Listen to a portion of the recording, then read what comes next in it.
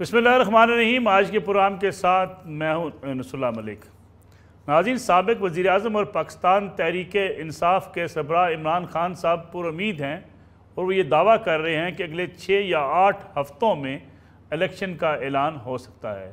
लाहौर में उन्होंने अरकान असम्बली से मुलाकात की। चौधरी परवेज़ ज़लाई नौ मुंतखब वज़ीर आला उनको मुबारकबाद भी दी और साथ ही साथ जिन अरकान असम्बली से मिले उनसे कहा कि अपने अपने हलकों में जाएँ और इलेक्शन की तैयारी करें। बाज़ तजियाकार ये समझते हैं कि इलेक्शन सर पर आन पहुँचे हैं। बाज़ लोगों की राय यह है कि इमरान खान साहब क्योंकि पंजाब की मुख्तसर काबीना बनाना चाहते हैं, मुस्लिम लीग कायद-ए-आज़म के वज़ीर आला हैं, मुस्लिम लीग कायद-ए-आज़म भी चाहती है कि लोगों को अकोमोडेट किया जाए और जो लोग PTI के 9 मुंतखब अरकान हैं उनमें से भी एक बड़ी तादाद वज़ीर बनना चाहती है। इमरान खान साहब का मौक़िफ़ यह है कि ये मुख्तसर काबीना अगर होगी तो उसके लिए एक बेहतरीन रास्ता ये है कि लोगों से ये कहा जाए कि वो इलेक्शन की तैयारी करें और आम इंतखाबात सर पर आन पहुँचे हैं।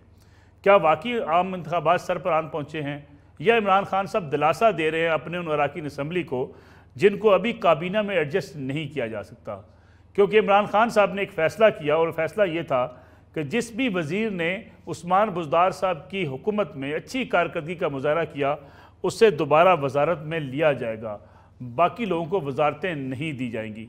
अब देखना यह है कि PTI अपने अंदर इस जो लोग उनसे वज़ारतों के तलबगार हैं उनको कैसे मुतमिन कर पाती है।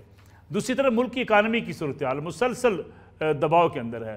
मरीम नवाज़ साहबा एक तरफ कह रही हैं मिफ्ता इस्माइल साहब से कि ताजर बरदरी को नाराज़ ना करें, उनके लिए रिलीफ दें और जो बिजली के निर्ख बढ़ाए गए हैं उसमें भी आवाम को रिलीफ दिया जाए। लेकिन मिफ्ता इस्माइल साहब समझती हैं कि एक आध नुक्ते के अलावा बाकी तमाम मामलात पर IMF के साथ जो है वो इत्तेफाक हो चुका है। अगर उसके बाद IMF की तरफ से सपोर्ट मिलती है तो फिर क्या मईशत को संभाला दिया जा सकता है। इसके साथ साथ पूरा मुल्क सैलाब की जद में है। ख़ास तौर पे बलूचिस्तान में बहुत बड़ा एरिया मुतासर हुआ है। वहाँ लोग पुकार रहे हैं हुकूमत को और हुकूमत और तमाम सियासी जमातें आपस की लड़ाई में लगी हुई हैं। इन हालात में बलूचिस्तान में गरीब आवाम का सहारा कौन बनेगा और कौन सियासी अपने इख्तलाफात से मावरा होके उनके लिए काम करने का बेड़ा उठाएगा, ये भी आज के प्रोग्राम का मौजू होगा। मेरे साथ मौजूद हैं मुल्क के सीनियर सहाफ़ी तजियाकार जनाब इरशाद आरफ साहब, हमारे उस्ताद हैं। इरशाद साहब आपका बहुत शुक्रिया। उनके साथ तशरीफ़ रखते हैं हबीब अकरम साहब, सीनियर सहाफ़ी और सीनियर तजियाकार हैं। हबीब अकरम साहब को भी आप टेलीविज़न स्क्रीन पर देखते रहते हैं, उनके तजिए बड़े दबंग किस्म के तजिए करते हैं। ख़ास तौर पर अगर पंजाब की सियासत और इलेक्शन और सियासी जमातों की पॉपुलैरिटी की बात की जाए, हबीब अकरम साहब को ये एजाज़ हासिल है कि वो ग्राउंड पर जाकर आपको उससे आगाह करते रहते हैं कि कौन सी जमात कहाँ किस पोजीशन में खड़ी है। उनके साथ तशरीफ़ रखती है नादिया मिर्ज़ा साहबा, सीनियर सहाफ़ी हैं, सीनियर एंकर पर्सन हैं, कुछ वो भी हमारे साथ मौजूद होंगी। इरशाद आरफ साहब, प्रोग्राम का आगाज़ अगर आपसे किया जाए, क्या वाकई इमरान खान साहब जो बात कह रहे हैं कि अगले 6 या 8 हफ़्तों में आम इंतखाबात होने वाले हैं और अगर आम इंतखाबात होने वाले हैं तो फिर कहीं नज़र नहीं आ रहा वफाकी हुकूमत तो लगा है बड़ी इत्मीनान के साथ, महंगाई भी की जा रही है, टैक्सेस भी लगाई जा रही है, सख्त फ़ैसले भी किए जा रही है। अगर इतने सख्त फ़ैसले वफाकी हुकूमत ने करने हैं तो फिर आम इंतखाबात वाकई 6 या 8 हफ़्तों में उसका ऐलान हो सकता है या इमरान खान साहब दिलासा दे रहे हैं अपनी पोलिटिकल पार्टी को? मुल्क की जो मुआशी सूरत हाल है वो तकाजा कर रही है कि आम इंतखाबात जितनी जल्दी होंगे हम इस मुआशी अदम इस्तेहकाम से निजात पा जाएंगे। अगर ये तूल दिया जाता है तो ज़ाहिर बात है कि ये मामलात मज़ीद ख़राब होंगे, बेयकीनी मज़ीद बढ़ेगी और सियासी अदम इस्तेहकाम, सियासी मुआशी अदम इस्तेहकाम को जन्म देगा। इसलिए मंतिक और इस्तदलाल तो यही नज़र आता है कि ये इलेक्शन ज़्यादा से ज़्यादा नवंबर में हो जाने चाहिए। अगर मुल्क का मफाद अजीज़ है, मुल्क की मईशत अजीज़ है, अवाम का मफाद और पाकिस्तान का मुस्तकबिल अजीज़ है। लेकिन अगर कोई ज़िद हरदर्मी का मुजाहरा किया जाता है या विशुअल थिंकिंग आड़े आती है तो फिर आप जितना भी इसको टाल सकते हैं टालें। मेरा तो ख्याल ये है कि 4-6 हफ्ते में भी ज़्यादा लेट होंगे, ये अगले 2 हफ्ते में 3 हफ्ते में ये ऐलान हो जाना चाहिए। अच्छा, आज वैसे एक लिटमस टेस्ट होगा। अगर आज रात हुकूमत पाकिस्तान तेल की कीमतों में कमी करती है तो इसका मतलब है कि वो इलेक्शन में जा रही है। अगर इजाफा करती है तो इसका मतलब है कि वो मज़ीद इस मुआशी बहरान को बढ़ाना चाहती है। ये आज हमें थोड़ी देर के बाद, घंटे डेढ़ घंटे के बाद मेरे ख्याल ये भी हमें पता चल जाएगा। लेकिन हालात नसरुल्लाह मलिक साहब जो जहाँ पहुँच चुके हैं, यानी आप ये देख लें कि कारखाने बंद हो रहे हैं, छांटियाँ शुरू हो गई हैं, बैंक एलसी नहीं खोल रहे, और एलसी जिस रेट पर खुल रही है वो एक तरह से स्पेकुलेशन होती है। जिस रेट पे बैंक एलसी खोलता है, ज़ाहिर है वो 10-15 रुपए हमेशा आगे करके, अगर 50 है तो वो 70-60 पे खोलेगा, तो वो उसी दिन ये मार्केट समझती है कि ये 60 पे तो लाजमन जाएगा, वो 60 पे उसी दिन हो जाता है। अगर वो 70 पे जाती है तो 70 ये है, क्योंकि बेयकीनी है, बेयकीनी की वजह से मईशत जो है दबाव का शिकार है, और रिज़र्व आपके जो हैं वो 45 या 50 दिन से ज़्यादा के नहीं रहे। बैंकों में आप चले जाएं तो बैंक वाले हाथ पे हाथ रखें। आज मुझे एक बैंकर बता रहे थे कि इस वक्त हुंडी का कारोबार जो है वो भी आपको पैसा देने के लिए या कोई यकीन दहानी कराने के लिए तैयार नहीं है, वो भी बंद करके बैठे हैं। वो कहते हैं हमें पता नहीं है कि हम मिसाल के तौर पर 260 पे अगर बुक करें तो कल को 70 होगा, तो हम 10 रुपये कहाँ से डालेंगे। तो जहाँ सूरत हाल ये हो रही हो, उसके बाद इलेक्शन को मुलतवी करना और मौजूदा हुकूमत का ये ज़िद और हरदर्मी करना कि हम तो मुद्दत पूरी करेंगे, मेरा ख्याल है ये मुल्क को डिफ़ॉल्ट की तरफ ले जाएगा। हबीब अकरम साहब, आप आवाम के पास जाते हैं, आवाम के सर्वे भी आपके सामने आते रहते हैं। इस वक्त जो PMLN फैसले कर रही है उससे लोग नाराज़ भी हैं, जिसको आपने रिपोर्ट भी किया, ख़ास तौर पर ज़िमनी इंतखाबात के अंदर लोग नाराज़ हों, सख्त फ़ैसले किए जा रहे हों, उसके बावजूद वफाकी हुकूमत इलेक्शन करवाने पर राज़ी हो जाएगी। अभी कोई ऐसी वफाकी हुकूमत की तरफ से कोई बयान या उनकी कोई ऐसा सहारा, आसरा दिलाया नहीं गया किसी भी पार्टी को। लेकिन इमरान खान साहब अब बड़े यकसू होते नज़र आ रहे हैं कि अगले 6 हफ्तों में इलेक्शन हो सकते हैं, अनाउंस हो सकते हैं। नसरुल्लाह मलिक साहब, इसमें हमें ये देखना होगा कि जो PMLN है उसको ज़मीनी सतह पे किस मुश्किल का सामना है। अगर आप इकोनॉमी की बात करें तो इकोनॉमी के बारे में आम आदमी को, लोगों को पता है कि जब इंटरनेशनली प्राइसेस बढ़ती हैं तो प्राइसेस ऊपर की तरफ जाती हैं। तो ये जो मामला इस वक्त हमें इकोनॉमी का दरपेश है, ये सिर्फ जहां पाकिस्तान तक महदूद नहीं है बल्कि दुनिया के दूसरे मुल्कों तक भी महंगाई पहुंची है। हमारे यहाँ मामला एक और भी है जिसका सामना PMLN को है, वो ये है कि वोट को इज्जत दो से लेके हट के आसिफ अली जरदारी साहब के मफाहमत के बयानिए पर आने से खुद इसका अपना जो कारकुन है, खुद इसका जो अपना वोटर है, उसके ख्याल में इस पार्टी ने कुछ ठीक नहीं किया। अगर इकोनॉमिक फ्रंट पे बात की जाए तो इस पार्टी का दावा ये था PMLN का कि जैसे ही हम आएंगे तो चीज़ें बेहतरी की तरफ चल पड़ेंगी, लेकिन हम देख रहे हैं कि हुकूमत का कंट्रोल इकोनॉमी के ऊपर बिल्कुल ना होने जैसा है। बल्कि आप यूँ कहिए कि IMF के सामने बिल्कुल इन्होंने गिव इन करके जो कुछ भी उनसे मुआहदा किया है वो किया, और उसके असरात हम पाकिस्तान के अंदर आहिस्ता होती हुई इकोनॉमी की सूरत में देख रहे हैं। तीसरा, अगर हम पॉलिटिकल ऑब्जेक्टिव के बारे में बात करें तो इस हुकूमती इत्तेहाद का जो पॉलिटिकल ऑब्जेक्टिव था वो में होने वाली तब्दीली था। तो अगर ये नवंबर में होने वाली तब्दीली तक भी सिस्टम को नहीं ले जा सकते तो फिर इसका मतलब ये है कि जो सारी जो मश्क की गई थी अप्रैल में, बल्कि जनवरी से लेके अप्रैल तक, वो सारी की सारी मश्क गैर ज़रूरी भी थी और वो मुल्क के लिए नुकसानदेह भी हुई। कि चलिए इकोनॉमी तो ऊपर नीचे होती रहती है, हमने पूरे अपने मुल्क के बारे में इंटरनेशनली ये तासुर भी दे दिया कि हम इनस्टेबल हो सकते हैं, एनी टाइम हो सकते हैं। तो जब हमने ये तासुर भी देके अपना नुकसान कर, फिर अब तय्युन ये होना चाहिए कि क्या ये सिर्फ आसिफ अली जरदारी और नवाज शरीफ साहब, शहबाज शरीफ साहब, क्या यही लोग थे इस टॉपल डाउन के जिम्मेदार, या इनके साथ कुछ और लोग भी थे। तो जितनी सूरत हाल कॉम्प्लेक्स हो चुकी है, मैं समझता हूँ कि हुकूमत पूरा जोर लगाएगी कि इलेक्शन ना हो और इमरान खान अपना प्रेशर इनके ऊपर बढ़ाते चले जाएंगे। अगर आप अभी की बात पूछे तो पाकिस्तान को यस इलेक्शन की ज़रूरत है, लेकिन इसमें सबसे बड़ी जो हारिज कुव्वत है वो खुद हुकूमत है। और यानी आप रिसेंटली कहा है हम असम्बलियों की मुद्दत पूरी करेंगे, तो अगर यानी आपको लगता है कि हुकूमत कोशिश करेगी कि किसी न किसी तरीके से अपनी मुद्दत पूरी की जाए, इसीलिए ये सख्त फैसले भी हुकूमत करने को तैयार बैठी है। एक छोटी सी ब्रेक प्रोग्राम में शामिल करते हैं, वापस आएंगे, इसी में बात करेंगे कि अगर पंजाब काबीना मुख्तसर रखने का मकसद भी क्या इमरान खान साहब का यही है कि फौरी इंतखाबात की तरफ जाया जा सकता है, या इमरान खान साहब दोबारा वफाकी हुकूमत की तरफ दबाव बढ़ाएंगे, मार्च करेंगे, मजबूर करेंगे हुकूमत को कि वो इंतखाबात की तरफ जाए।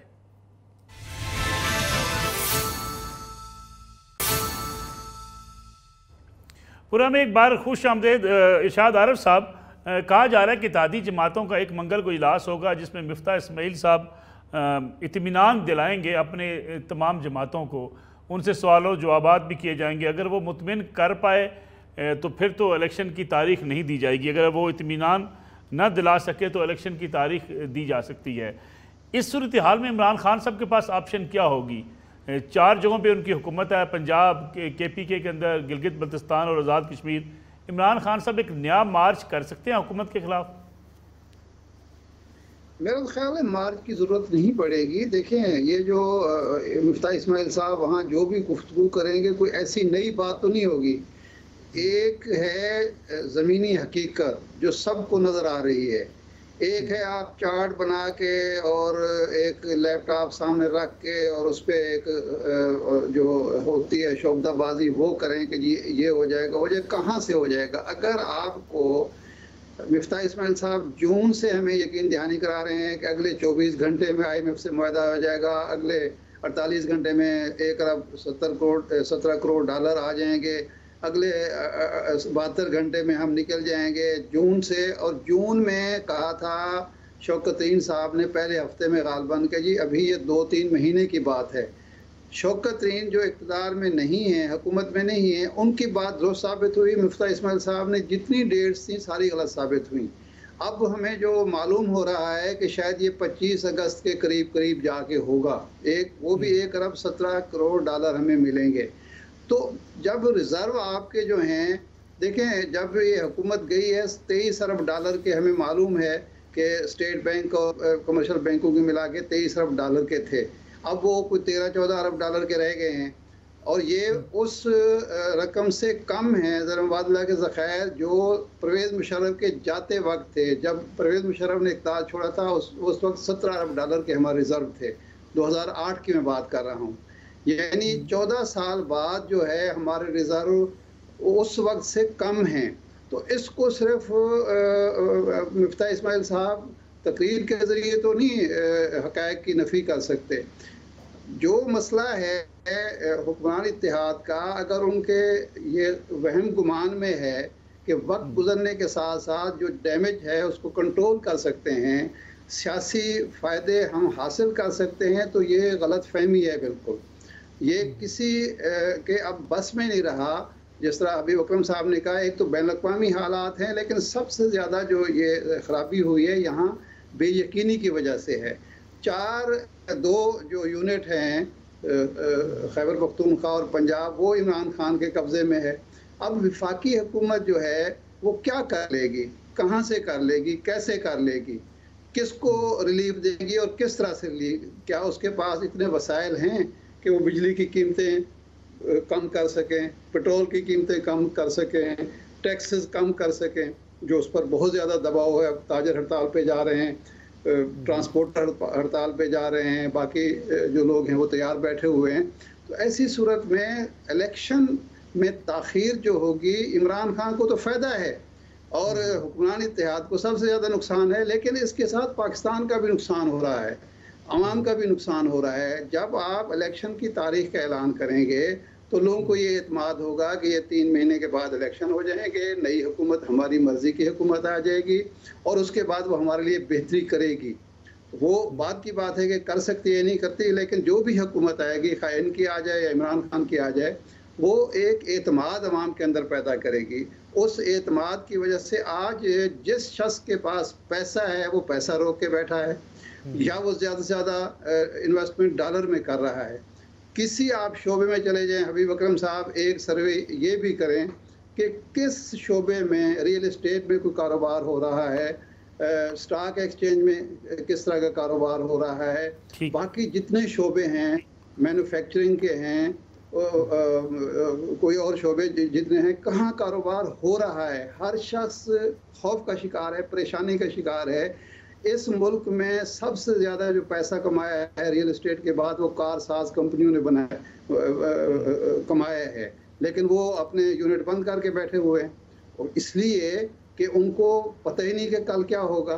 तो ऐसी सूरत में ये ताख़ीर जो है खुद हुक्मरान इत्तेहाद के भी खिलाफ जाती है और मुल्क और अवाम के खिलाफ जाती है। इसलिए उनके अपने फ़ायदे में है कि वो जल्दी इसका फैसला करें और जितना नुकसान को रोक सकते हैं उसको रोक लें, क्योंकि इमरान खान अभी तक अपने तमाम तर दावों के बावजूद अपनी तंजीम साजी नहीं कर सका। अब अगर उसको मज़ीद वक्त मिलेगा वो अपनी तंजीम साजी बेहतर अंदाज में कर पाएगा, और जिन जिन शोबों में उसके यहाँ खामियां मौजूद हैं, इस इलेक्शन में उसको पता चला होगा कि मेरी अंदरूनी खामियां क्या हैं, वो उस पर कंट्रोल पा लेगा। और इसका नुकसान जो है हुक्मरान इत्तेहाद को होगा। तो मेरा ख्याल है उन्हें अपने फ़ायदे में ही सोचना चाहिए, चलो मुल्क और कौम का फ़ायदा कौन सोचता है।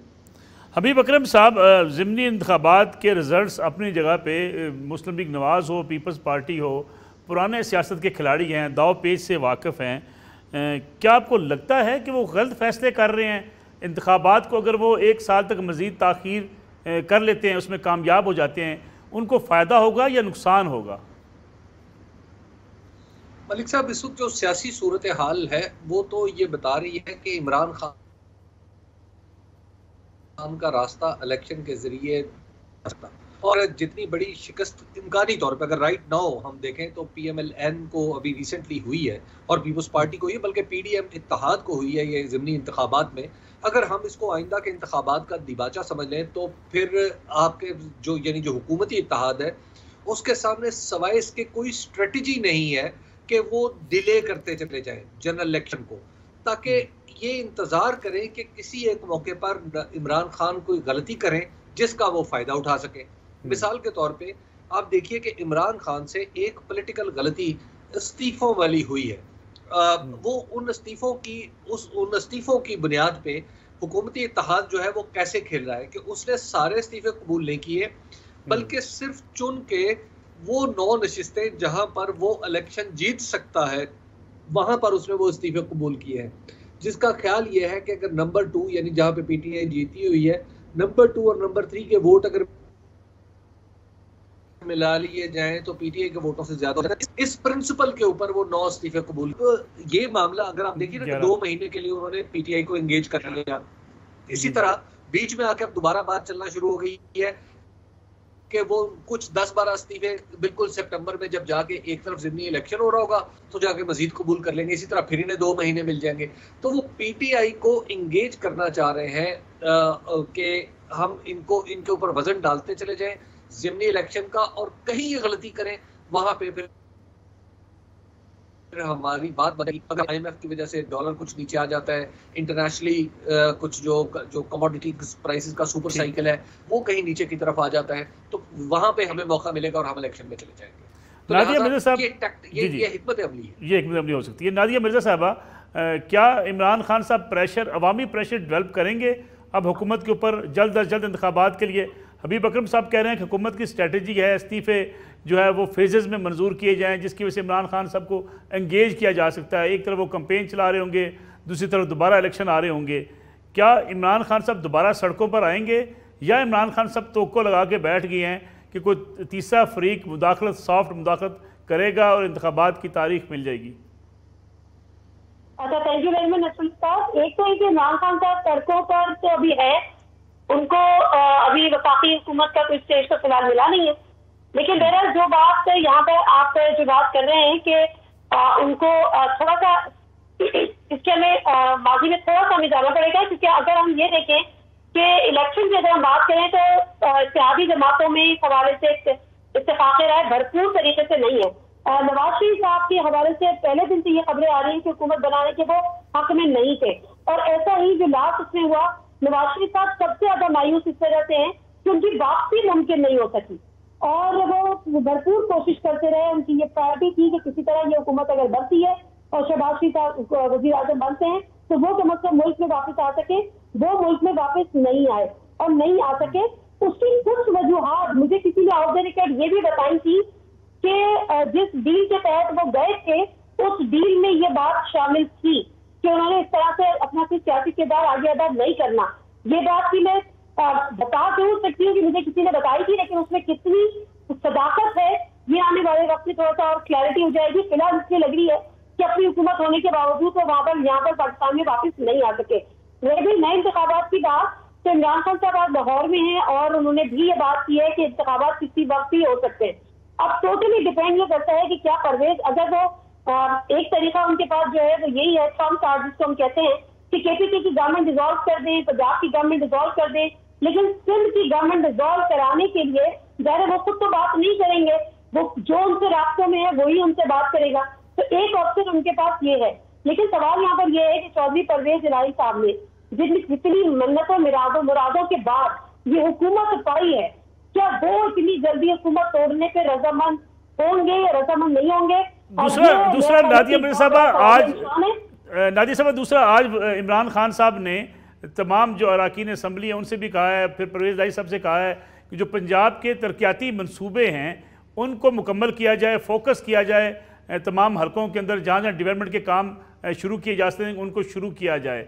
अगर आपने तरक्याती मंसूबे शुरू करने हों तो फिर आप 6 हफ्तों में इंतखाबात की तरफ, ऐलान की तरफ कैसे जा सकते हैं? आप बिल्कुल सही कह रहे हैं। और अभी मैं पढ़ रही थी, कुछ सोर्सेज से चीजें चल रही थी, इमरान खान साहब ने नए इलेक्शन की तैयारी की बात कर दी।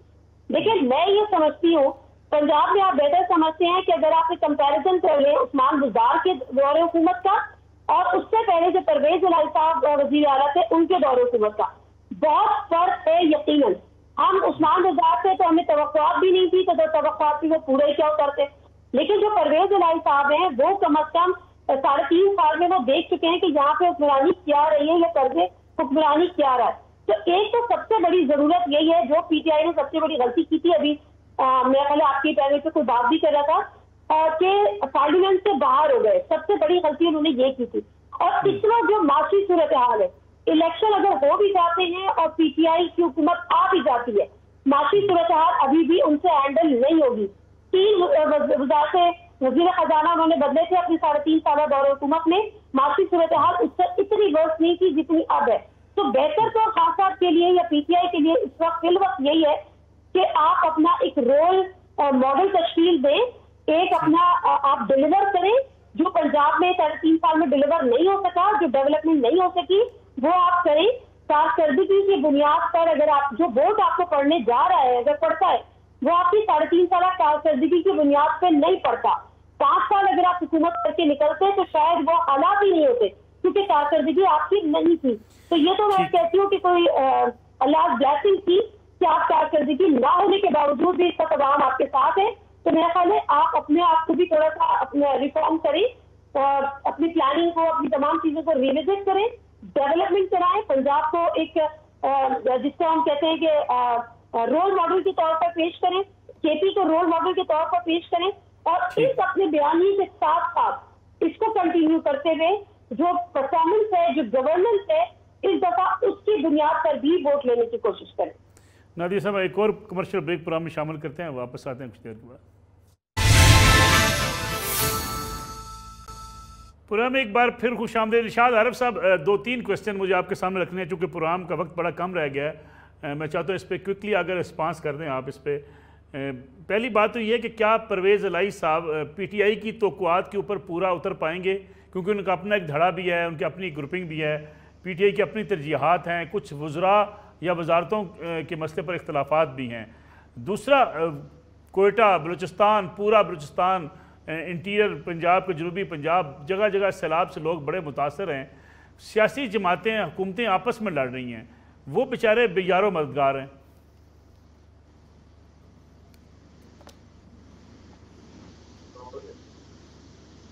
इरशाद आरिफ साहब को मेरी आवाज़ आ रही है? ये मैं आखिरी सवाल, ये सैलाब की बात मैं समझाऊं, उसके बाद आपकी आवाज़ बंद हो गई थी। हाँ इरशाद साहब, वही मैं कह रहा था कि क्या परवेज़ इलाही पीटीआई की तवक्कुआत के ऊपर पूरा उतरेंगे, वज़रा के माबैन जो इख्तलाफात हैं उसको ओवरकम कर पाएंगे? और दूसरा, सैलाब ज़दगान तो बेचारे परेशान हैं, हुकूमत कहीं दिखाई नहीं देती। देखिए, बात यह है, सैलाब के हवाले से तो मुजरिमाना गफलत का मुजाहरा किया हमारी सियासी जमातों ने, और रूलिंग क्लास जो है एलीट, रूलिंग एलीट जिसको कहते हैं, उसमें कोई शक नहीं है। अभी लेकिन ये पंजाब गवर्नमेंट जिस दिन से कायम हुई है, 2 दिन से इतलात में, मेरा इलाका चूँकि मुतासरा है जनूबी पंजाब, तो वहाँ इन्होंने काम वाम शुरू किया है। वज़ीर आज़म भी 3-4 दिन के बाद बिलाखिर कल पहुँचे हैं बलूचिस्तान के दौरे पर, कुछ ना कुछ वो करेंगे। लेकिन जिस सतह का ये बहरान है, जितनी बड़ी आफत है, इससे ज़्यादा कोशिश की ज़रूरत है। और सबसे ज़्यादा मुझे अफसोस हो रहा है वो जो मिसिंग पर्सन के लिए लोग मरे जा रहे थे, वो सारे के सारे इस्लामाबाद में बैठे हैं। वो मैंगल हूँ, वो खालिद जो हैं, डॉक्टर खालिद मगसी हैं, और दूसरे सारे लोग जो हैं, बड़ी बेहिस्सी का मुजाहरा हो रहा है। चौधरी परवेज़ इलाही साहब ने जब ये फ़ैसला किया तो बहुत सारे लोगों का ख्याल था कि ये उनका गलत फ़ैसला है, उन्हें चौधरी शुजात साहब के साथ जाना चाहिए था।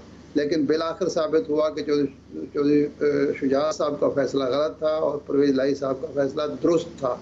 आज वो वज़ीर आला हैं पंजाब के, और उनका एहतराम बरकरार है।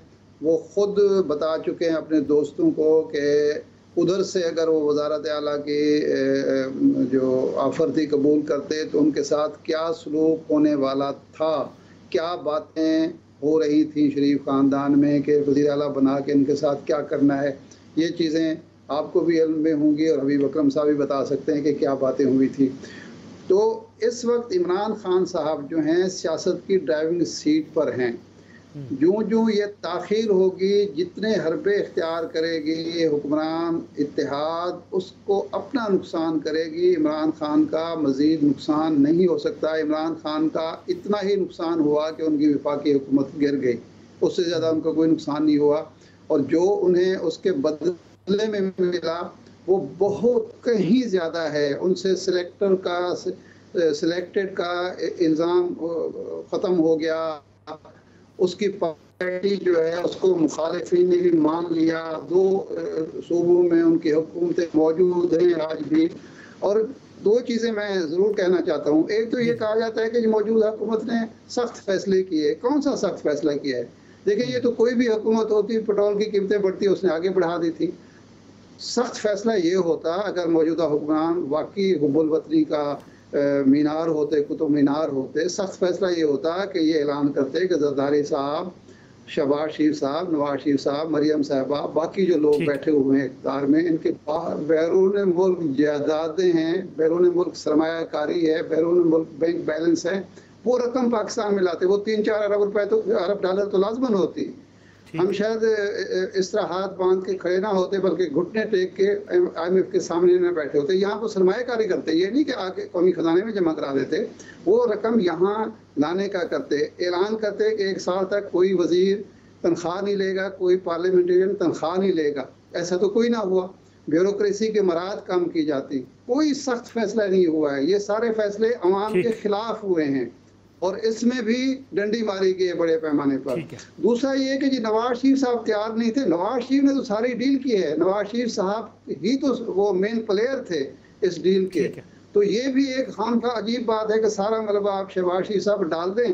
और ये जो शिकस्त हुई है पंजाब के ज़मीनी इंतखाबात में, ये कंपेन किसने की थी? मरियम साहबा ने की थी ना।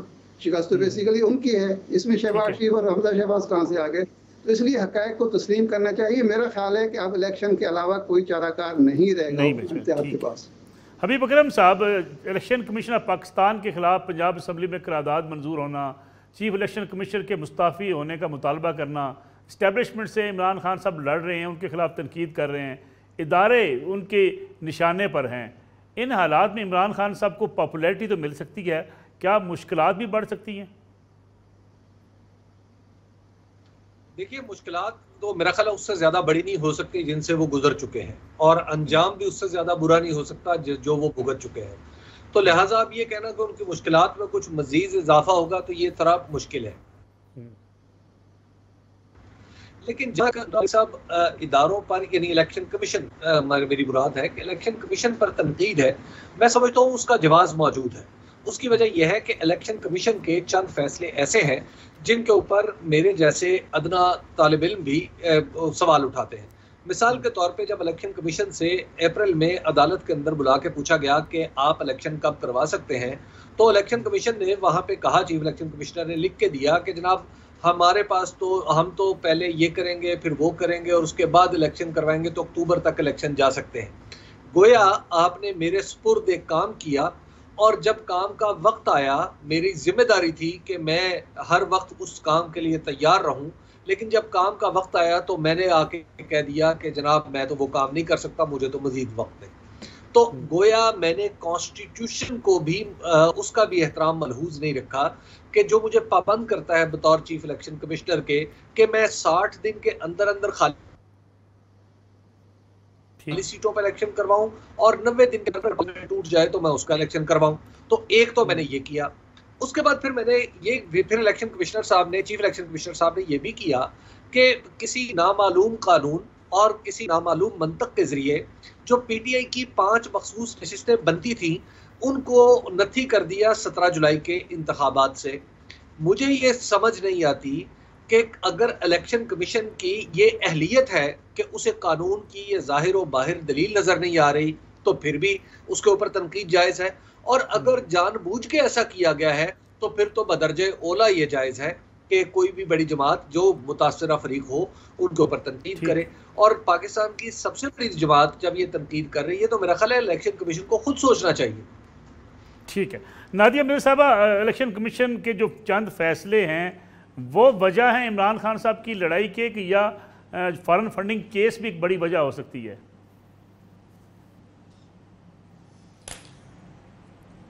देखिए, जो हबीब अकरम साहब ने जिन फैसलों का यहाँ पर जिक्र किया है, डेफिनेटली वो फैसले हैं, लेकिन फिर बात वो आ जाती है कि जब उनकी तैनाती के हवाले से अब वो ये कहते हैं कि उनकी तैनाती उन्होंने नहीं की। अच्छा, अभी हाल ही में जब इमरान खान साहब से मुलाकात हुई थी हमारी, तो ये सवाल वहाँ पर भी उठा था कि जी आपने कह दिया कि जी आपने तैनाती की, आपने कहा कि जी वहाँ से नाम आया। तो उन्होंने कहा था कि बेसिकली हुआ यही था कि अपोजिशन लीडर के साथ जो भी मुशावरत होनी थी तो हमारा एक नाम पे इत्तेफाक नहीं हुआ। जब एक नाम पे इत्तेफाक नहीं हुआ तो वो फिर नाम कहीं और से आ गया। उन्होंने कहा कि जी ये अच्छे आदमी हैं, आप इनकी तैनाती कर दें। तो इस तरह से हमने इनकी तैनाती कर दी। तो इलेक्शन कमिश्नर की जो तैनाती थी या फिर उसके बाद जो उनके वो फैसले थे, वो तो डेफिनेटली जो है वो ऐसे फैसले थे कि जिस पे एतराज़ उठाया जा सकता है। दूसरा जो आपका इंपॉर्टेंट सवाल है फॉरेन फंडिंग, देखिए पीटीआई कितना भी कहते रहे कि शायद उसका जो हार्ड कोर वोटर है ना वो तो उस चीज़ को एक्सेप्ट नहीं करे, लेकिन क्या इसमें इस चीज़ से कोई इनकार कर सकता है कि इस फैसले को डिले करने के लिए दरख्वास्तें पीटीआई की जानिब से दी गई।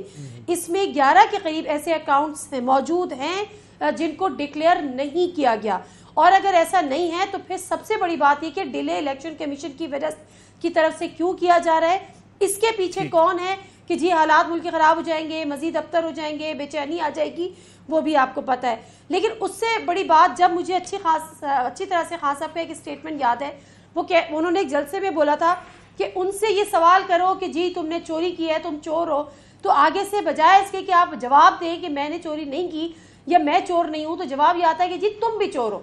तो यहाँ पर पीटीआई ने क्या किया, 8 साल से आपका एक केस फॉरेन फंडिंग केस एक इलेक्शन कमीशन में है, बजाय इसके कि आप वहां पर जवाब दें, आप वहां पर उसको रोकने के लिए दरख्वास्तें जमा ना कराएं, आप उल्टा चले गए कि जी हम अगर कर रहे हैं और हमारे खिलाफ अगर हो रहा है तो आप पीएमएलएन के खिलाफ भी करें और पीपल्स पार्टी के खिलाफ भी करें, और फिर आप वो कहते हैं कि जब कम से कम शोज में कि जेयूआईएफ के खिलाफ भी करें। सबके खिलाफ होनी चाहिए, सबकी तहकीकात होनी चाहिए, लेकिन सवाल ये है कि इनके केसेस आपने 1 साल पहले जमा कराए या 1.5 साल पहले जमा कराए। आप ये कहें कि अगर आप इतने ही सही हैं और आप इतनी क्रिस्टल क्लैरिटी है आपके अंदर, तो आप ये बात करें कि जी हमारा केस चूंकि पिछले 8 साल से तातुल का शिकार है, उसमें बिला वजह के डिलेस हैं, ठीक है, इसको पहले कीजिए, हमें कोई मसला नहीं है, आप हमारे केस का फैसला दें, लेकिन हमारे केस का फैसला देने के बाद आप इस चीज को भी मेक श्योर करें कि आप दीगर पार्टीज के केस का फैसला भी दें।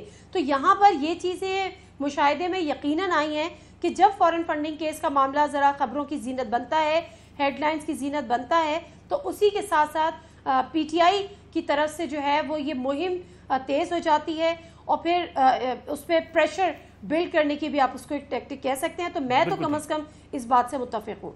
नाज़रीन मेरे साथ बहुत बहुत शुक्रिया प्रोग्राम में वक्त देने का। इरशाद आरफ साहब, हबीब अकरम साहब हमारे साथ मौजूद थे। नाज़रीन ये आज का प्रोग्राम था। प्रोग्राम में जाते जाते सैलाब ज़दगान के लिए पूरी पाकिस्तानी कौम को उठकर उनकी मदद करने की ज़रूरत है। हुकूमतों को, सूबाई हुकूमतें हों या वफाकी हुकूमतें या वो फलाई तंजीमें हों, कुछ काम भी कर रही हैं, कुछ लोग काम करना भी चाहते हैं। दावत इस्लामी की गिरफ़ाई तंजीम FGRF है, वो पौधे भी लगा रही है। कल 1 अगस्त को 12 लाख पौधे भी लगाए जाएंगे पूरे मुल्क के अंदर, और ख़ास तौर पे सैलाब ज़दगान के लिए बेला, झलमक्सी और छोटे छोटे इलाकों में खाना भी पहुँचाया जा रहा है। बाकी फलाई तंजीमें भी वहाँ पहुँची हुई हैं। मेरे ख्याल में यही वक्त होता है कि लोग वहाँ पहुँचें, खैमे लेकर जाएँ, राशन तकसीम करें, ताकि इस मुश्किल हालात में, इस मुश्किल घड़ी में जो लोग अपने घरों से बाहर जो है खुले आसमान के नीचे बैठे हुए हैं, उन्हें हुकूमत भी उनका सहारा बने, और सारी वो फलाई तंजीमें, हमारी दीनी तंजीमें जो हर मुश्किल घड़ी में इन लोगों के साथ, मुतासिन के साथ आन खड़ी होती हैं, इस बार भी उनके साथ खड़ी हों ताकि उन्हें इस मुश्किल से निजात दिलाई जा सके। नाज़रीन इंशाल्लाह अगले जुमे रात 10:05 पर आपसे फिर मुलाकात होगी। इजाज़त दीजिए, अल्लाह हाफ़िज़।